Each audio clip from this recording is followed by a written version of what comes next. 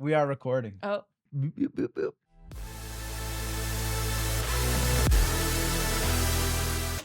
What's going on, guys? Welcome to the Movement Mindset powered by Station Athletics.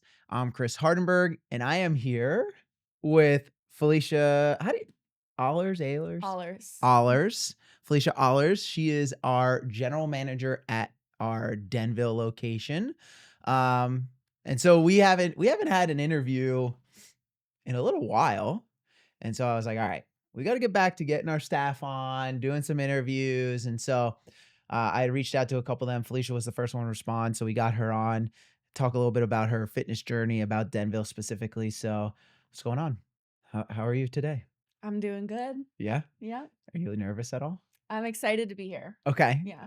She's lying. She's a little nervous, but no, that's fine. She says it's just a conversation with me. And that's all it is. So as I start all these interviews, I just want you to kind of tell me about you, how you got involved in fitness, your journey to here. So just, tell me about how you got involved in, just working out and fitness in general. Well, it's definitely been a pretty long journey getting here. I'm from a Long. really She's 23. It's not that long.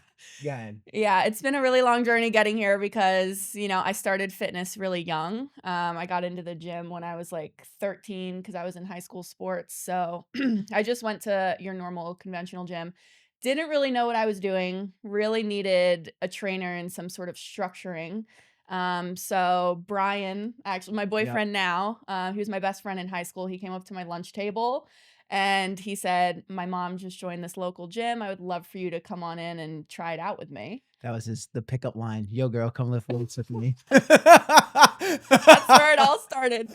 So I ended up going for a trial class with him, ended up just falling in love with the structure of CrossFit and having a coach and not having to guess for myself what to do. Yeah. So that's when it all started. I was about 16 at that time. Okay. Didn't even have my driver's license yet. What My sports did you play in high school? I played lacrosse, track for a little bit, Okay. and field hockey was my main sport. Okay, so field hockey was like your sport of choice. Yeah, that's what I did for the longest period of time. Okay. And were you doing CrossFit classes to help train for that, or was it just like hanging out with Brian? Yeah. So I would literally go to it was 5 a.m. CrossFit Oh, class. snap. Go home, shower, go to school, and then I'd go to either practice or a game after school. So I was constantly running around like a crazy person, super busy. Okay, so you're up at 5 a.m., which is crazy. Working out at CrossFit, do your school day, go about sports. What made you keep coming back? Like, why? Most high school kids, I feel like they get into it and then especially getting up that early. So what kept you coming back? Well, I didn't really have like a solid, consistent job when I was in high school because I was so busy with sports. I ended up really getting into the fitness because I never knew what I wanted to do when I grew up. And then when I joined CrossFit, that was the first thing where I was like, I love this. Like this seems like something that I would want to do as my career. So that's why I started to pursue that. I started asking questions about coaching and what do I need to do to become a coach. And the owner there was like, well, just get your L1 and we can talk about coaching after that. So I ended up going to Maine with Brian. We went together to get our L1s. And then after that, I started coaching there and that was the beginning. How old were you when you started coaching? 17. Oh, snap. As soon as I got my driver's license. Oh, snap. Yeah. Was that hard? Like, I'd have to imagine, and maybe this wasn't the case, but I'd have to imagine you're not really coaching kids, right? You're coaching adults. So that, and we also had kids classes. So I was coaching people anywhere from 8 to 13. Okay. So you have the kids classes 8 to 13, but for the adults, like, was that weird or was it hard trying to get maybe a 40-year-old man who's going to do his 6 a.m. class and then, go work as, a teacher or, a construction worker or whatever to listen to what you're telling them? That was definitely one of the hardest things in the beginning was being so young and getting adults to listen to me and take me seriously. Sure. But after I eventually got good at it and I got the experience under my belt, then it just became like, I know that I'm good at this. I know that I know what I'm doing. So if you're not going to listen to me, then that's on you. Sure. And I didn't take it personally anymore. But in the beginning, it was definitely difficult to try and understand that. Yeah, So, especially because it's like, again, you're 17, you just got your driver's license, mhm, and frankly, unfortunately, there's ego involved with some people, right? And so, that's why I asked was because I could see so like, an adult being like, "Who are you to tell me what to do?" yeah. Especially, like, maybe, like, veteran members who have I don't know how long the gym was around before you started coaching, but let's say it was 5 years old, just for the sake of argument. If it's like, "Well, I've been here for 4 years," like, I kinda the people who are like, "I kinda know what I'm doing." Mhm, So I could imagine that would've been hard. for sure. Okay, cool. So you've been coaching since you're 17. Mhm. I think your story of what brought you to us is kind of interesting because to me, and I'll let you talk on it. You and Brian just kind of wandered into Roseland. Yeah. That's how I took it. Like, Mhm. I remember talking to Marquand, and he's like, "Yeah, we got these two young kids have coaching experience," and I was like, "Oh, okay," And he's like, "They're driving from Blairstown." I was like, "What? They're coming to Roseland from Blair?" He's like, "Yeah, I don't know, man." So tell us about what got you and Brian to even just walk into Roseland initially. So, actually, Brian was looking to get more competitive Okay. in his cross fitness, Sure. so he started looking for comps, and we actually got an ad for Battle of the Roses. Awesome. So, he was like, "It's co-ed, we both wanna up our fitness game, like, we gotta just rip the Band-Aid off and do it." And I was so nervous, I never did a comp before, so Brian and I signed up for the scaled. He wanted to do the RX, but I was like, I'm way too What year was nervous." this? This was so Battle of the Rose was December Yeah. that year, so it was 2023, Okay. I think. And I mean, we knew who Quan was Sure. just from, just CrossFit as a whole. We knew who he was. And obviously, Brian wanting to up his fitness game, wanted to, after he met Quan, it was just like, I need to work out with this guy. Yeah, yeah, yeah. If I want to get to the level that I want to get to, this is the guy that's going to get me there. Yeah. So after Battle of the Roses, we had an amazing time and the environment of the gym was just so nice. We were like, I think the commute's worth it. I think we should just do it. And it was just kind of one of those moments where it's like it was life-changing, Yeah. honestly, in that moment where we just made that huge leap. We're just going to drive an hour to the gym every day. So crazy to me. Well, it's crazy because it's like, listen, you guys are young. Like, you're not gonna have. I don't want this to come across the wrong way, but you don't have as many responsibilities as like maybe an adult with kids and stuff like that. But we hear all the time, it's like, oh, it's 20 minutes away. I don't want to make that drive. And then it's like, you guys are driving an hour one way, Yeah. and that's without traffic to Roseland. Oh, and there's traffic a lot. Yeah. So Especially when the highway is sinking into the ground. especially when there's a big hole in the middle of the highway, that makes a difference. Yeah. Um, but yeah, I thought that was crazy that I was like, these kids are driving so far. But Mhm, and we've interviewed Marquand, right? Like that's part of and we're gonna get to it with you as well. I always like to touch on like what someone's like superpower is, someone who works for us, like something they're uniquely good at. And that's mhm, something Marquand, frankly, is good at is like he makes people feel really welcome, mhm, especially people who like are serious about their goals are. Like he doesn't really care what your goals are, but he likes working with people who are like serious no matter what the goal is. Like they mhm, work hard. mhm, And you guys obviously fall into that category, but mhm, my what got me in was very similar. It was just like I had reached out to a couple. I didn't like my performance in the open the one year. I reached out to a bunch of the local like regional level athletes, and he was the first one to be like, dude, come and work out whenever. And it sounds like your experience was pretty similar. Like you got to meet the guy and it was like, hey, can we come work out? And he was like, yeah, come on in and work out. mhm. Um, so yeah, you guys had been going to Roseland a couple of months. I don't remember how long. And I had kind of approached you guys and being like, hey, I heard you have coaching experience. Like, do you want to coach for us? Mhm. Um, and then you guys started coaching for us and you coached at a bunch of gyms. Yeah, Sparta, Denville when it opened, Yep. and Roseland all at the same time. So I tried to make it like my full-time thing. Yeah. Maybe speak on kind of that journey and progression of like, all right, hey, Brian wants to get more competitive. I want to be in a better and more healthy workout environment. Mhm. We're going to make the drive to Roseland. to coaching the classes, then being an assistant GM and then being a general manager? Like talk about that progression a little bit. Yeah, so, I mean, I worked with my dad on the side landscaping for a while, Okay. just as, my income, and then the coaching was what I really wanted to pursue as my full-time job, so that's why I was trying to get just as many hours as possible, and it was perfect with Station Athletics because you guys have so many locations, Right. so it's not like a normal gym where it's like, "Well, these are our hours, and this is it, and we Whether have it 8 fits in your schedule coaches, or right. and we have 2 classes available for you, and that's it." So that's why I thought it was perfect where, if I only have 2 classes at Sparta and I have 4 at Denville and I have 5 at Roseland, like that's way more than I can get at any other gym. Right. So that's why I really wanted to fully pursue coaching as many classes as possible.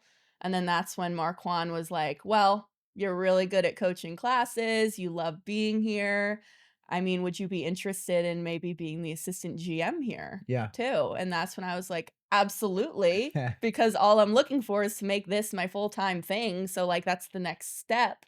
So I was like, "Absolutely, I'll do it." No hesitation. Sure. So that's when I started getting into that. Absolutely loved it. Obviously, it was a lot more than what I was doing, Sure. but that's what I wanted. I wanted to spend more time at the gym. I wanted to make it my full-time thing. So that's what got me into that, and then obviously then you were like, "Hey, Denville has a spot," and I was like, "Perfect. Yeah. I will absolutely, absolutely take it." So I'm just very excited to just be progressing in this whole thing, and I'm excited to see where it takes me. Yeah, for sure. So it's funny because you started working for us. So for those of you that don't know, Haley was the assistant general manager at Roseland. We opened Westfield. She became the general manager there. We still had a need at Roseland, given the size of the membership at the time, to hire an assistant GM. And you'd been working for there and kind of reached out and you were like, I'm definitely interested in that position. I was like, okay, great. Like I was like, think Felicia could be pretty good at this. So you interviewed, went through the process, everything went great. We hired you for that position. I remember it was over the summer. I started in June. Yes, because and I remember that because I remember talking to you and be like, "All right, Felicia, like I'm gonna be honest, the timing of you starting is not great for you." And we had to throw her to the wolves because so JJ, when we hired Felicia, Marquand, like literally the week we hired you, the next week Quan was going to Tennessee to compete at semifinals. Mhm. At the same time, a bunch of our staff was leaving to not a bunch, but some people were leaving to watch him compete. The So like majority. I was gone. Joe and I road tripped out, so I was gone. So she had very little support. And then the next week, Quan got married. And he got married and went on his honeymoon. So like it was literally like 20 you were 22 at the time? Mm. 22-year-old, first time kind of running, managing parts of a gym. Great. You have no support for your first 2, 3 weeks. So it was literally like throwing you into the deep end, but you did great. And so from June, then all of a sudden, you know, you're an assistant general manager, and then within 6 months, coming to you like, "Hey, we have an opening. Like, do you want it?" And so I think that to me, right, it speaks to a couple things like your work ethic, obviously, but then also your willingness to kind of like, frankly, trust me and trust the things I've been saying to you that like, hey, these are systems, they work, so just do them, and then you just inject your personality into it. And so I think that's a lot of what's fed into your success thus far. Um, I guess I'm curious, what are some things since you started working for us or getting into those positions? Like, what are some things you've learned along the way? I've definitely learned to um try and just make sure that I am like balancing correctly. Okay. So I've learned how to just manage my schedule, I think, a lot better. Yeah. Um Off You of mean you that. just don't work out all day long? That yeah, well, I mean, that's what I did in the beginning when I was just coaching all the Yeah, for time. sure, So, for I mean, sure. it makes it perfect now because it's like, well, I'm at the gym Yeah, anyways. yeah, yeah, So, I still work out like 3 hours a day. yeah. Something I'm working Yeah, on, yeah, yeah. but yeah. So what, I guess my next question is like, now that you are a general manager, I should say, what is like what do you enjoy the most? Because this is something you've said like, man, and I was there. I Mhm. remember. I mean, I didn't get into the industry as early as you did, but I remember when I was a teacher being like, man, if I could somehow do this for a living, instead of teaching these snot-nosed kids who don't wanna be here, right? Mhm. Like, if I could do this for a living, sign me the heck up. Like, what what do you enjoy the most about your current position? So I feel like that's a very easy answer, and Okay. it's just changing people's lives for the better. Hmm. Because, I'll have people who come in for a consultation and like joining the gym is their last hope. They're at a Sure. really low point in their lives, they need some sort of pick me up. Mhm. And then, they sign up for the gym and I just see them the next week. Like I told you, like they already have friends. They're going Yes. out to get coffee after class. They now have like this group of people and I just see them glow. I see the smile on their face and I'm like, this is why I love what I do. Yeah. I changed this person's life for the better. Station Athletics helped this person change for the better and I just love to watch it happen. Yeah, and it's something we talked about. I want to on a recent podcast.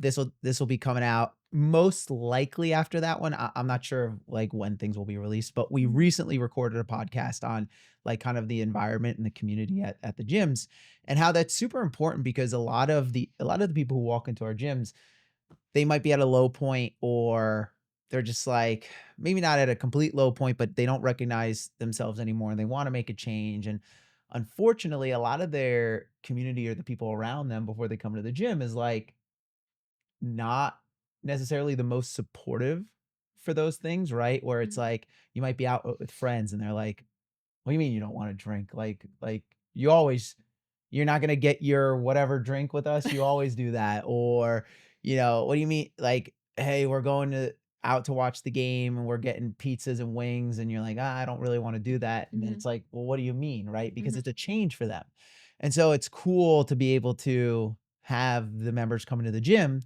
and start to create a community or a friend group that's like whether they're where they wanna be or not yet, like, mhm, they're all fully committed to bettering themselves and getting to their goals no matter what they are. mhm, So, yeah, I think it's cool that and you're a big part of that, creating environments that help foster that. mhm, Um, so with that, right, you have the opportunity to really, kind of impact people's lives through, um, what you're doing at the gym. Anything in particular or aspects of that you really enjoy doing? just watching people form genuine connections at the gym and just being a part of that is just one of the most amazing things. Like some of my closest friends are from Denville. That's cool. Like my closest best friends in my life right now, Sid and Nicole. Shout out. Shout out Sid and Nicole. Yeah, I met them like not even a year ago at Denville. that's cool. And now it's like I can't even imagine my life without these people. Yeah, And I love that that's what the gym did for me. yeah. And I love watching it happen for other people and I'm helping them, build those relationships and get them into the gym. It's amazing. So, obviously, you're pretty connected there now, like, that's your gym, Yeah. and I love that. That's something that I know I've said to you, but I've said to other general managers is like, you guys are a part of a bigger picture, but I want you to feel like this is my gym. Mhm.